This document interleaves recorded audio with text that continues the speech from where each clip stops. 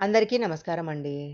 శ్రీనివాసుడు కొబ్బరికాయలో వెలిసిన అప్పన్నపల్లి శ్రీ బాలాజీ వెంకటేశ్వర స్వామి వారి ఆలయాన్ని గురించి ఇప్పుడు మనం తెలుసుకుందాము. ఈ గ్రామానికి అప్పన్నపల్లి అనే పేరు వాయువేగుల అప్పన్న అనే ఋషి ద్వారా వచ్చింది. ఆ ఋషి ఈ ప్రాంతంలో లోక కళ్యాణం కోసము తపస్సు చేశాడు.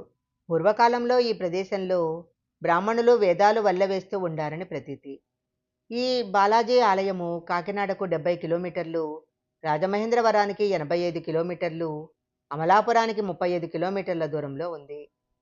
ఈ ప్రాంతంలో 2 వెంకటేశ్వర స్వామి దేవస్థానాలున్నాయి. ఇక్కడ వెంకటేశ్వర స్వామిని తూర్పు భారతదేశంలో బాలాజీ అని పిలుస్తారు. పూర్వమున్న దేవస్థానాన్ని కళ్యాణ వెంకటేశ్వరుడు అని పిలుస్తారు. ఈ దేవస్థాన నిర్మాత మల్లేటి రామస్వామి ఒక కొబ్బరికాయల వ్యాపారస్తుడు. ఆయన కొబ్బరికాయల వ్యాపారం చేస్తూ ఉండేవాడు. ఒకనాడు కొబ్బరి రాశిలో ఒక కొబ్బరికాయలో శ్రీ వెంకటేశ్వరుని తిరునామాలు కనుగొన్నారు. ఆ కొబ్బరికాయను ప్రతిష్ఠించి శ్రీ వెంకటేశ్వర స్వామిని ఆరాధించసాగాడు. అది దినదిన ప్రవర్ధమానమై పెద్ద పవిత్ర క్షేత్రమైంది. ఇక్కడ దేవాలయంలో ప్రతిష్ఠించబడిన ధ్వజస్తంభాన్ని గురించి ఒక విశేషమైన కథ ఉంది.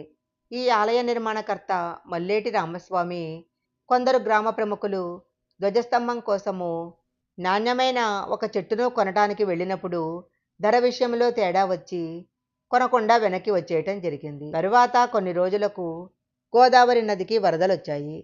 విచిత్రంగా ధ్వజస్తంభం కొరకు బేరం చేసిన అదే చెట్టు అప్పన్నపల్లి తీరానికి చేరింది. దానినే ధ్వజస్తంభ నిర్మాణానికి వాడారని చెప్తారు. ఇక్కడ జరిగే పూజాదులు, సేవలు, కార్యక్రమాల వలన విపరీతమైన ప్రచారం కలిగి భక్తులు ఎక్కువగా ఈ ఆలయాన్ని దర్శిస్తూ ఉండేవారు. ప్రధాన దేవస్థానానికి కొంచెం దూరంలో పురాతనమైన దేవాలయం ఉంది. అప్పన్నముని తపస్సు చేసినది ఇక్కడేనని అంటారు. ఇక్కడ కళ్యాణ కట్ట ఉంది. గోదావరిలో స్నానం చేసి పాత దేవస్థానంలో దేవుని దర్శించిన తర్వాత కళ్యాణకట్టలో తలనీలాలు అర్పించి మళ్ళీ గోదావరిలో స్నానం చేసి అప్పుడు ప్రధాన దేవాలయానికి వెళ్ళి బాలాజీ దర్శనం చేసుకుంటూ ఉంటారు. ఈ వీడియో కనుక మీకు నచ్చినట్లయితే లైక్ చేయండి, షేర్ చేయండి. ఇలాంటి మరిన్ని వీడియోల కోసం మా ఛానల్ సబ్స్క్రైబ్ చేసుకోండి. పక్కనే ఉన్న బెల్ ఐకాన్ని యాక్టివేషన్ చేసుకుంటే మేము పెట్టే వీడియోలన్నీ కూడా మీకు ముందుగానే నోటిఫికేషన్గా వస్తాయి. మరొక మంచి వీడియోతో మళ్ళీ కలుసుకుందాం.